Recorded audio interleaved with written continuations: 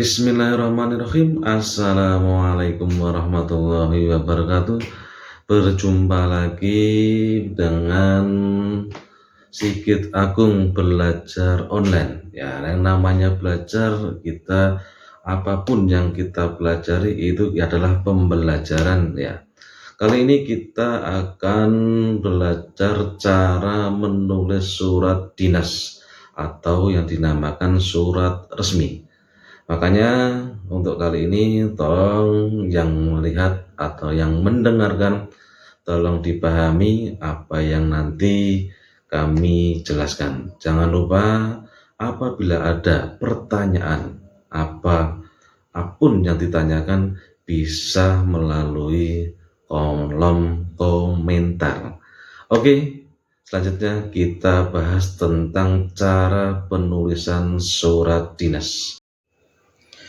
Cara menulis surat dinas.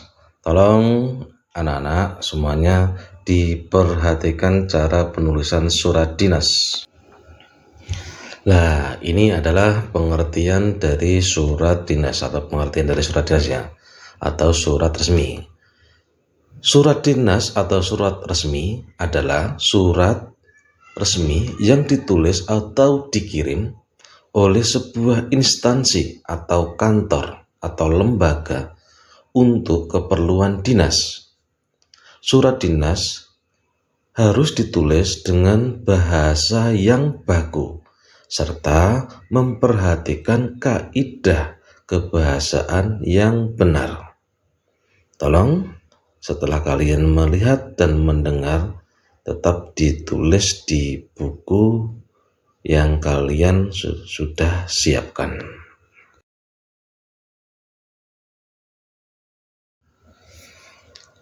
Selanjutnya, ini adalah contoh struktur di dalam surat dinas. Yang pertama, itu yang paling atas sendiri, itu adalah kop surat. Berikutnya yang nomor 2 adalah adanya nomor, perihal, dan hal. Yang nomor 3 itu adalah nomor dan tempat tanggal surat atau tempat tanggal suratnya, nomor 3. Berikutnya nomor 4 itu adalah kepada atau tujuan dari surat itu sendiri, kepada contohnya surat dinas, kepada dinas atau suatu instansi. Yang nomor 5 adalah salam hormat atau salam pembuka. Yang nomor 6 itu adalah isi. Di dalam isi, nanti tak kasih contoh, itu adalah hanya struktur terlebih dahulu. Berikutnya dari isi, itu adalah yang nomor 7 adalah penutup atau salam penutup. Berikutnya itu tadi adalah penulis surat. Di bawahnya yang nomor 9 itu adalah nama penulis surat atau pengirim surat. Jadi itu adalah struktur di dalam penulisan surat. Tolong anak-anak diperhatikan. Yang pertama tadi di dalam strukturnya itu ada kop surat. Jadi di dalam isi kop surat itu memuat informasi tentang yang pertama nama lembaga atau instansi.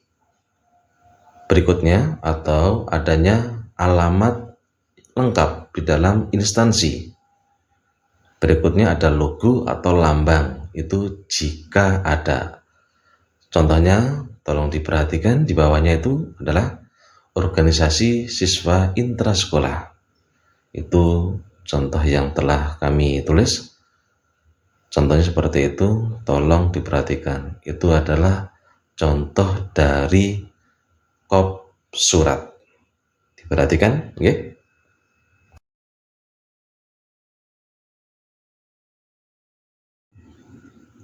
Berikutnya, pada bagian ini tidak perlu menuliskan nama kota karena di bagian kop sudah tertera nama kota ya.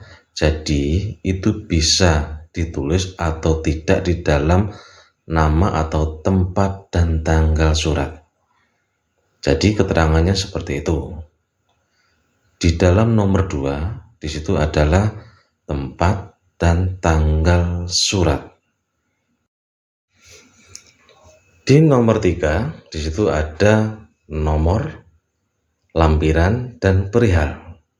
Penulisan tanda titik 2 setelah nomor, lampiran, dan perihal diusahakan sejajar. Contohnya di bawah ini. Tolong diperhatikan.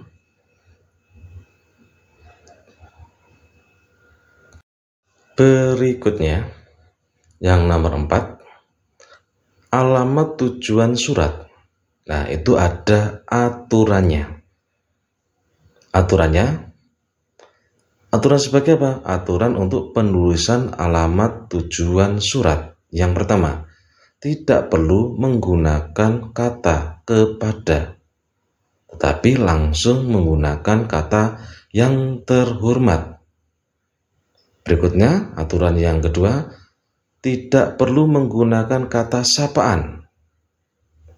Di situ contohnya Bapak dan Ibu jika yang dituju adalah nama pejabat seperti bupati, camat, direktur, maupun kepala desa. Berikutnya aturan yang ketiga, tetapi jika yang dituju adalah nama individu, maka perlu ditambahi dengan kata sapaan. Ya. Berikutnya yang nomor 4, kata jalan tidak perlu disingkat. Jika setelah nama jalan dan nomor, maka tidak perlu diberi tulisan nomor.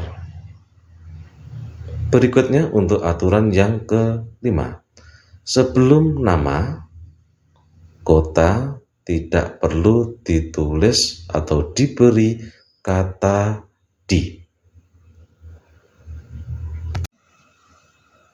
Contohnya sebagai berikut.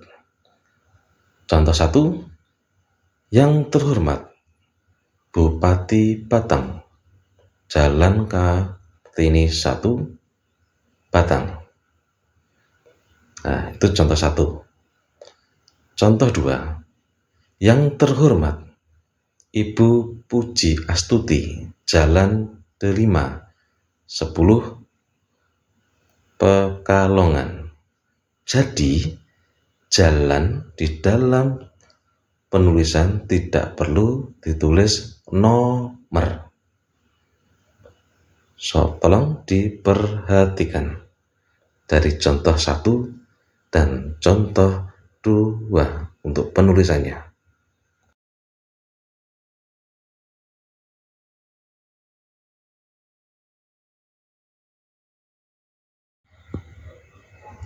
Berikutnya, yang nomor 5 adalah salam pembuka. Gunakan salam pembuka yang netral.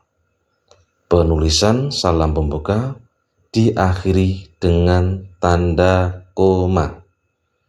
Contohnya di bawah, dengan hormat, koma. Ya, tolong diperhatikan. Di dalam salam pembuka, contohnya dengan hormat, wajib menggunakan tanda koma. Oke.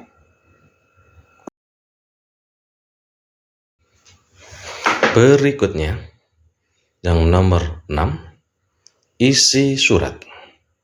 Jadi, yang dinamakan isi surat tergantung dari keperluan surat tersebut. Dibuat bisa berupa undangan, pemberitahuan, permohonan bantuan, surat izin, atau dan lain sebagainya. Tetapi secara umum isi surat dinas adalah bagian pembukaan, bagian inti, dan bagian penutup. Contohnya ada di bawah. Tolong diperhatikan contohnya dari surat undangan tersebut. Ya, contohnya seperti itu. Dengan surat undangan, mengharap dengan hormat atas kehadiran Bapak atau Ibu pada rapat yang akan diselenggarakan pada itu titik hari Senin tanggal 14 September waktu tempat. Itu harus disesuaikan. Jangan lupa titik duanya harus sejajar. Tolong sekali lagi, untuk titik 2 harus sejajar. Diperhatikan. Berikutnya, tolong diperhatikan untuk struktur yang ke-7. Salam penutup. Digunakan salam penutup yang netral. Penulisan salam penutup diakhiri dengan tanda koma. Namun, salam penutup tidak wajib dan dalam surat dinas. Contohnya seperti di bawah. Contohnya apa? Hormat kami. Setelah itu tandanya apa? Koma. Tolong diperhatikan.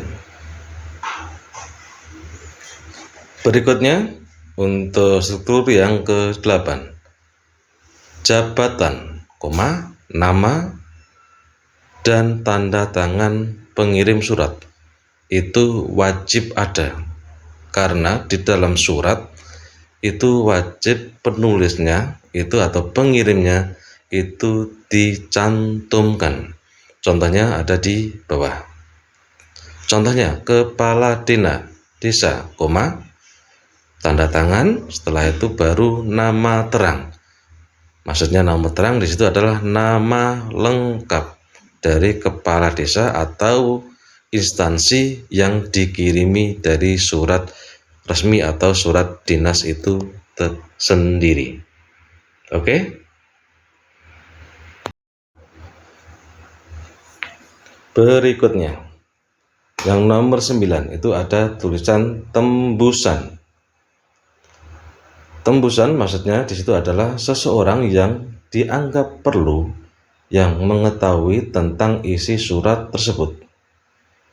Contohnya di bawah. Tembusan nomor 1 adalah yang terhormat Ketua LPKAD Desa Kali Pucang Kulon.